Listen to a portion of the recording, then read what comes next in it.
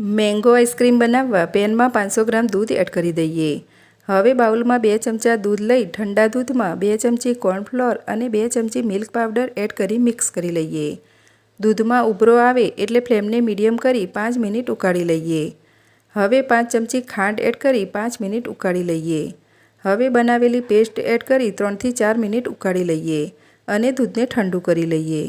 હવે 2 કેરીના ટુકડાને મિક્સરમાં ગ્રાઇન્ડ કરી ગાળી લઈએ। હવે એ જ મિક્સર જારમાં એડ કરી દઈએ।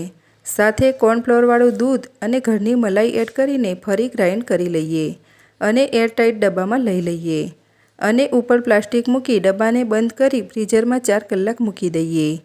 4 કલાક પછી ફરી આઈસ્ક્રીમને મિક્સર જારમાં લઈ ગ્રાઇન્ડ કરી લઈએ અને એ જ ડબ્બામાં લઈ પ્લાસ્ટિક મૂકી ડબ્બાને બંધ કરી 8 થી 10 કલાક ફ્રીઝરમાં મૂકી દઈએ અને સ્કૂપ વડે કાઢી લઈએ।